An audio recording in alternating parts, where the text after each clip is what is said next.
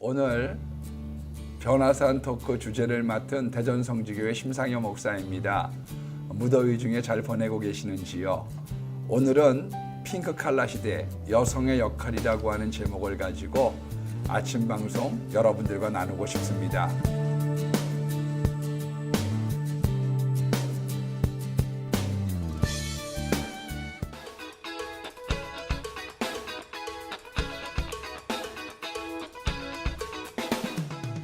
블루 칼라 시대에는 농경 시대입니다. 화이트 칼라 시대에는 두대 시대입니다. 골드 칼라 시대, 그것은 정보력 시대고요. 다이아몬드 칼라 시대, 그것은 창의력 시대입니다. 그런데 이제는 핑크 칼라, 여성의 감성 시대가 오고 있다고 하는 뜻이죠. 요람을 흔드는 손이 세계를 흔든다는 그런 신조어가 발생을 했습니다. 위대한 남성을 키웠던 많은 배우의 사람들이 여성이었고요.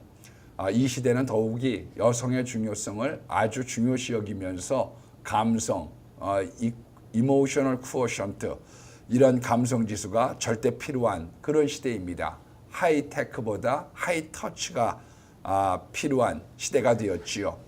21세기를 살아가는 사람들의 관심을 몇 가지로 요약을 해보면 지식정보사업, 환경사업, 건강사업, 그리고 감성사업을 꼽을 수 있습니다. 감성사업이 활발해지는 이유는 여성의 역할이 커질 뿐만 아니라 남성들의 여성화 현상에서도 그 원인을 찾아볼 수가 있습니다.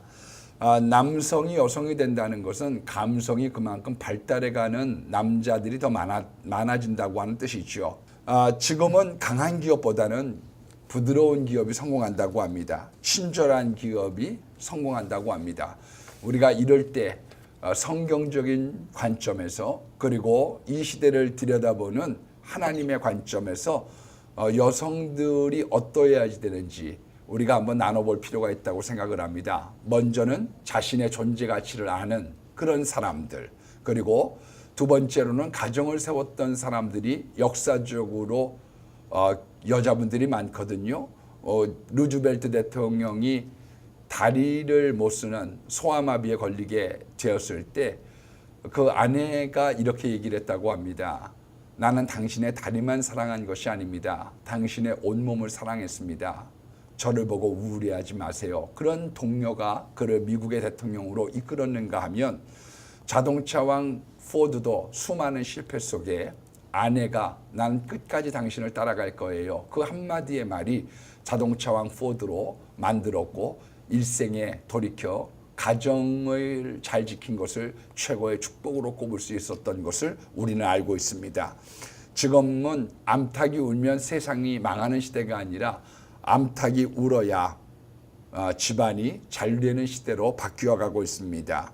여러분, 우리가 잠언서 31장에 있는 현숙한 여인을 반추해 보면서 믿음을 가꾸고 또 내면을 가꾸고 외모도 가꾸고, 어떤 분들은 외모를 안 가꾸려고 하는데요. 아름다운 망석을 입고 자기를 위하여 붉은 자주색 옷을 입는 현숙한 여인의 삶이 참 필요한 시대이거든요. 그리고 실력을 가꾸는, 먼 데 있는 상고들과 무역을 할 수 있는 그런 여자들을 필요로 하는 새로운 시대를 향해서 우리가 점점 나아가고 있을 뿐만 아니라 열린 마음으로 이분들을 이해하고 또 어떻게 협조해 가면서 조명해 갈 것인가 한번 오늘 아침에 생각해 봤으면 좋겠습니다. 감사합니다.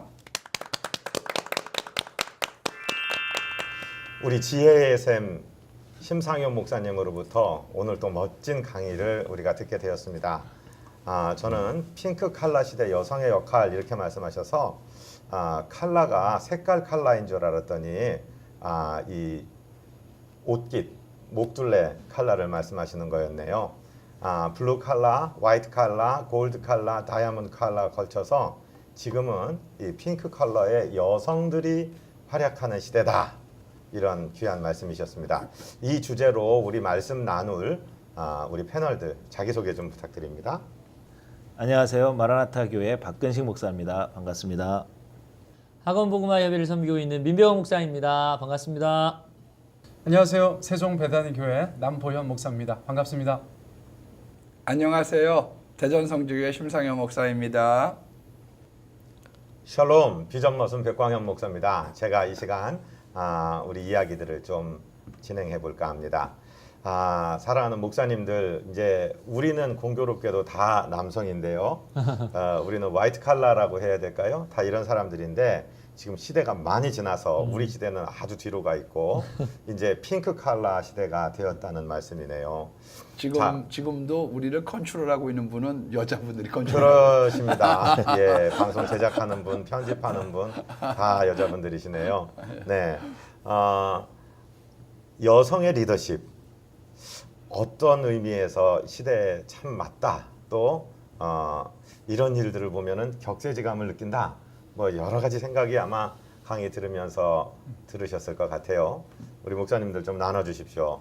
우리 민 목사님부터 시작할까요? 저부터 할까요? 네. 저는 박근식 목사님도 하는 줄 알았는데. 핑크 칼라라고.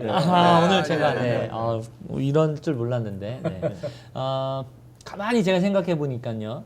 이 여성 리더십이 발휘될 때는 뭐 국난이나 가정에 어려움이 있을 때 여성 리더십이 발휘하는 것 같아요. 왜 행주상선, 행주 대첩, 산성 거기 네. 행주 대첩도 우리 아낙네들이 다 돌 날르고 그랬다는 거 뭐 전설 따라 이야기 내려오고 있잖아요.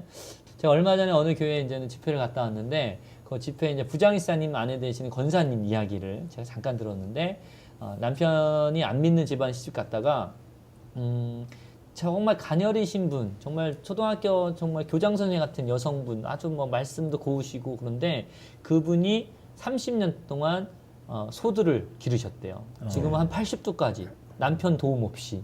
근데 그거 보면서 두 자녀를 훌륭하게 잘 이렇게 양육했다는 그런 이야기, 믿음으로 했다는 이야기 들으면서 역시 이렇게 어려울수록 이 여성 리더십은 이렇게 일어나는 게 아닌가 그런 생각을 해보고요. 저희 어머니도 그러신 것 같아요. 저희 어머니도 아버지 돌아가시고 이렇게 좀 뭐 이렇게 마음이 어려울 수 있는데 이 여성의 어떤 따뜻한 그런 리더십으로 저희 육형제를 잘 이렇게 단둘이 하시는 모습 보면 어려울수록 이 여성의 리더십이, 이 감성의 리더십이 잘 부각되는 게 아닌가, 그리고 꼭 필요한 게 아닌가 그런 생각을 해봤습니다.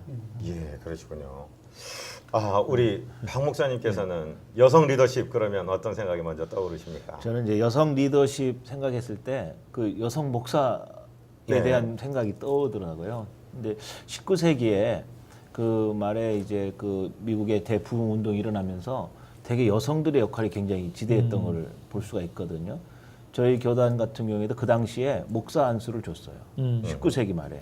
예. 그러니까 대단히 그 평등한 그런 입장에서 그 목회 사역을 같이 돕고 힘썼던 분들에 대해서 이렇게 인정을 하고 같이 함께하는 파트너십을 갖고 했던 그런 걸 보면서 이 시대에 아직도 이렇게 여성들의 그 목사 안수 문제를 아직 이렇게 묶어놓는 교단도 몇몇 있는 것 같아요. 네. 근데 그런 거 보면 좀 안타깝긴 한데 저희 교회 이제 집사님 어머니이신데 저기 그 충청도 부여 천보리에 계신 분이셨는데 그 권사님이 이제 돌아가셨어요.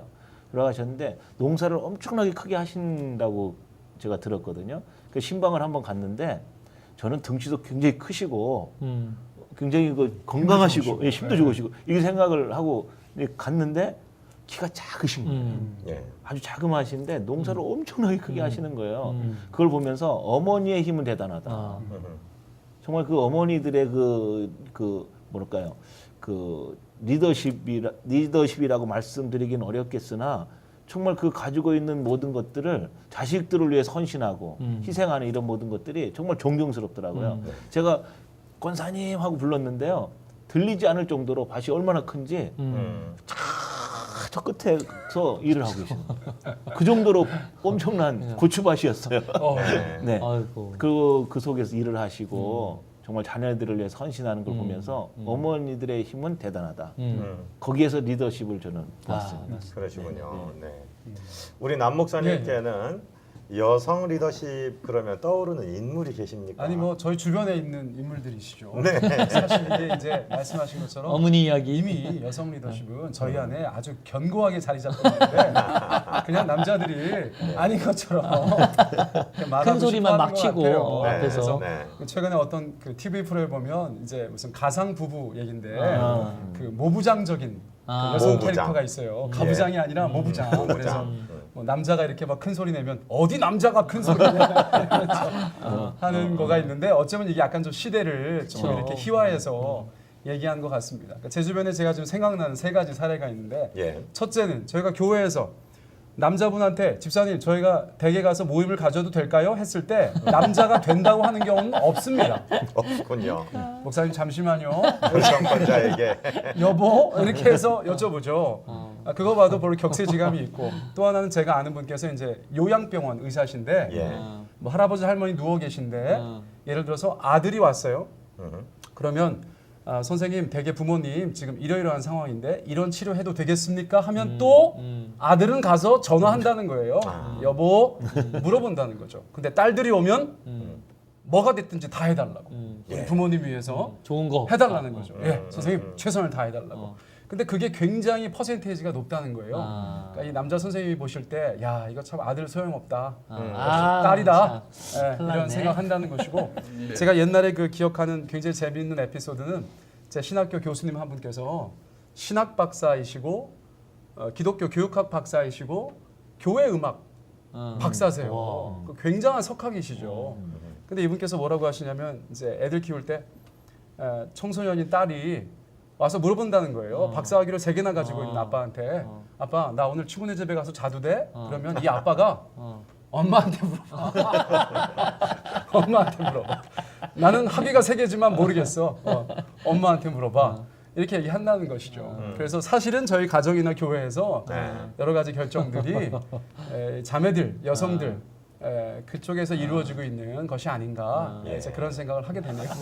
지금 세계를 보면 그 브렉시트 이후에 그 영국의 수상인 에이미 또 이쪽 대륙 EU를 대표한다고 할 수 있는 독일의 메르켈 두 분이 다 여성이죠. 그리고 목사님 따님들이세요. 이 두 분들이 또 우리나라도 지금 이끌고 계신 분이 여성 대통령이시고 그래서 여성의 리더십이 왜 그런가 생각해 보니까 남성들은 굉장히 논리적이고 분석적이고 하지만 아까 우리 목사님 강의에서도 말씀하신 것처럼 감성적이고 종합할 수 있고 이런 능력이 정말 타고나게 발휘되는 시대가 아닌가 이렇게 생각하는데 오늘 발제하신 우리 목사님께서는 이제 이론에 대한 말씀을 해주셨어요. 목사님 이제 에피소드나 신변에서 일어나고 있는 얘기 좀 해주십시오. 예, 저는 굉장히 가부장적인 사람이에요, 실은요. 예, 저는 그거를 이제 처음 들었던 게 언제냐면 신학교 때 이제 부부 생활에 대한 거를 갖다가 목회 실습 시간에 제출을 하라는 거예요. 예. 근데 이제 그게 패스나 패스 과목이니까 열심히들을 안 내니까 저 담당 목사님이 상품을 거셨어요. 근데 그 목사님이 그 대형 교회 목사님이신데 들려오는 소문으로는 선물을 크게 준다고 그러시더라고요. 그래서 이 선물에 눈이 어두워가지고 제가 그거를 열심히 쓰고 제가 글씨 잘 못 쓰거든요. 그때 이제 컴퓨터가 보편화되지 않을 때니까 우리 여자 선생님한테 반사 선생님한테 그거를 대필을 부탁해줬어요. 근데 그 대필한 그분이 대필이 끝나고 난 다음에 전도사님 엄청나게 가부장적이시네요. 그렇게 얘기를 하는 걸 듣고 제가 굉장히 충격을 받았어요. 그리고 이제 신학교 때에도 이 여성 목사 한 수 반대했다가요. 말은 표현은 안 했는데 저 사람의 의중은 여자 목사 한 수를 반대하는 사람으로 찍혀가지고 10% 여학생들에게 눈총을 엄청 받았습니다. 제가. 저도 뭐 그거에 대해서 좀 그러다가 제 딸이 한 명인데 얘가 신학을 하고 나니까 그 성경을 보는 안목이 좀 달라지니까 예. 여자는 교회에서 잠잠할 것이요로부터 사도행전 2장에 남종과 여종에게 성령을 부어주신다 그런 쪽으로 이렇게 눈이 열려가면서 개인적으로는 그런 변화의 추이를 느끼고 있는데 아마 우리 여성 호주제가 이렇게 우리나라가 빨리 통과된 게 이런 예가 없대요. 전 세계 역사 유례 없는데 딸 하나 만난 가정이 많은 거예요. 지금. 그러니까 지금 사회적으로 이제 퍼져 있는 거죠. 하여간 여자분들이 대세인 시대를 향해서 점점 가고 있는데요. 남자들 좀 분발하자고 얘기하면 지금 시청자분들이 좀 화내실 수도 있고요. 그러나 그렇습니다. 예, 네. 성경적으로 한번 깊이 생각해보는 그런 시간은 됐으면 좋겠다는 마음은 부분 갖고 있습니다.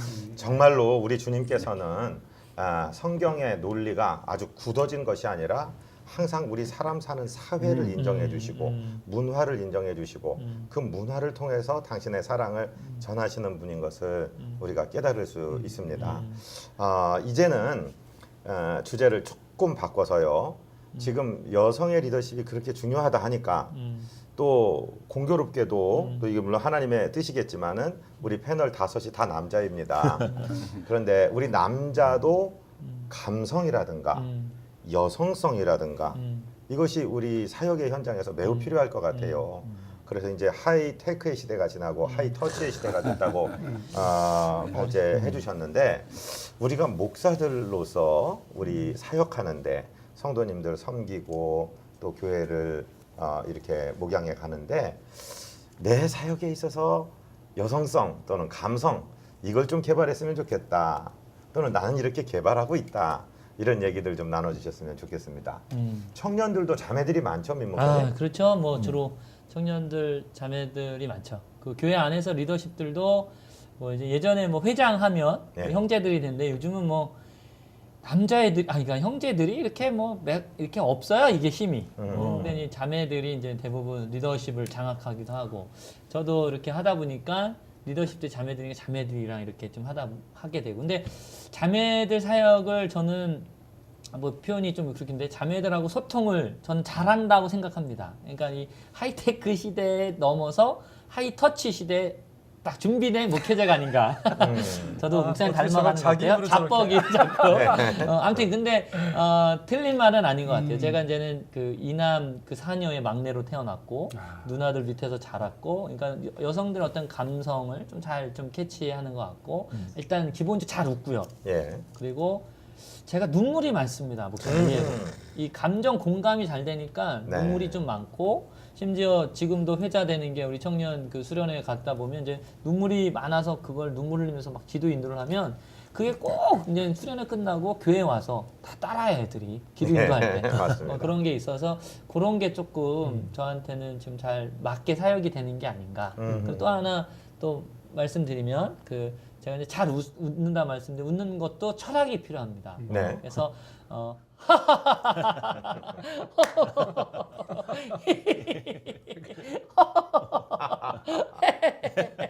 이렇게 다 이유가 있거든요. 하하하는 겸손하게, 그리고 저기 히히히는 기쁘게, 기쁘게. 그리고 허허는 모든 걸 좀 이렇게 다 포용하는? 포용하고, 그리고 해해는 이제 지지하고 격려하고 이런 쪽으로 이렇게 이제 웃어주면 아이들도 막 기분 나빠서 막 상담하는 중에 막 갑자기 막 그런 애들 왜 그러세요 하면서 웃고 뭐 이렇게 되는 경우가 있어서 낄낄낄은 어떻게 되는 거예요? 낄낄낄은 약간 좀 억양상 안 좋기 때문에 그거는 남을 비웃을 때 낄낄낄 이렇게 하시는 게 좋을 것 같고 그렇게 좀 개발을 저도 모르게 한 것 같아요. 네. 정말 재밌네요.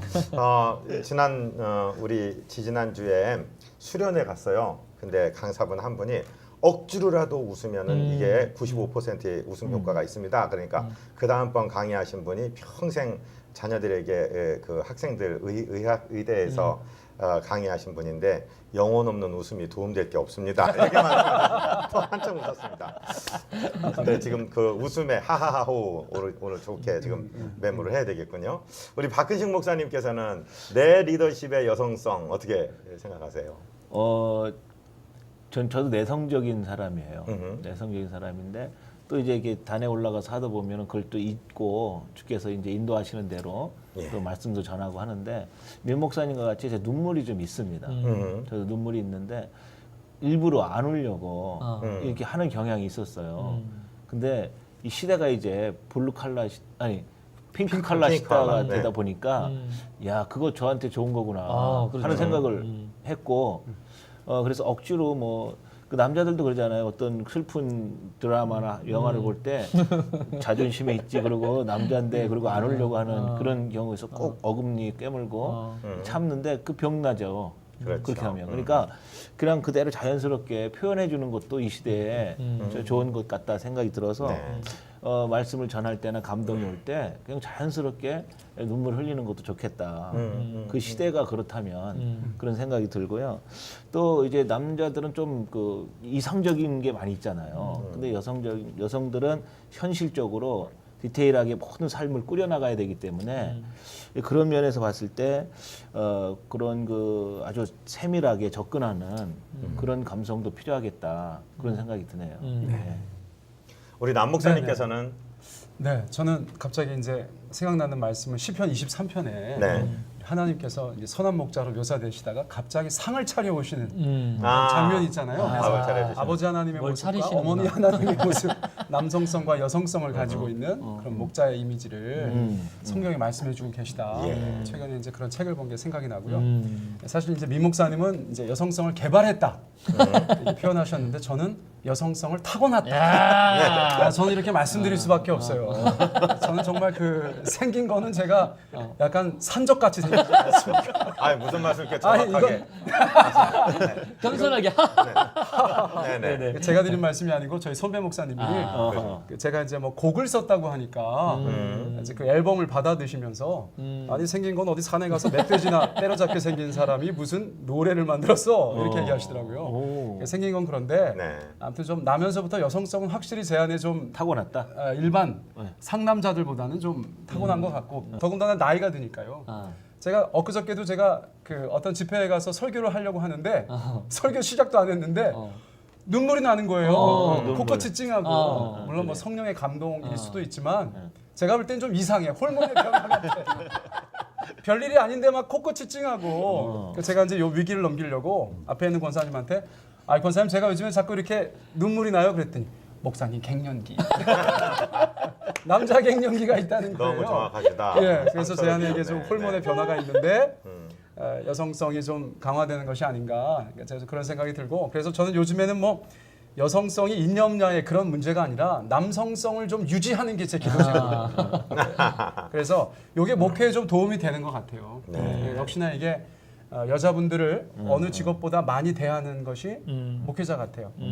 그래서 그분들과의 소통에 있어서 말씀하신 대로 뭐 눈물이 있는 거라든지 또 너무 이렇게 분석적이지 않은 거, 예. 또 이렇게 감싸주려고 하는 그런 감성적인 측면을 갖고 있는 것이 저도 분명히 도움이 된다고 생각합니다. 그래서 맞습니다. 아까 말씀드린 대로 우리 하나님 안에도 남성성과 여성성이 있는 것처럼 우리 안에도 그 남성성과 여성성이 아름답게 조화가 될 때 우리 각자의 삶과 또 목회가 잘 되지 않을까 좀 그런 생각을 맞습니다. 하게 됩니다. 우리 남 목사님 말씀 들으니까 우리 주님이 부활하시고 세 번째 제자들에게 나타나신 사건, 그 디베리아 바다에서 네. 맞네요. 그들이 막 실패하고 있을 때 숯불에 구운 떡과 생선을 준비하셨던 조반을. 주님. 그렇죠. 와서 조반 먹으라 어머니의 하시는 마음으로.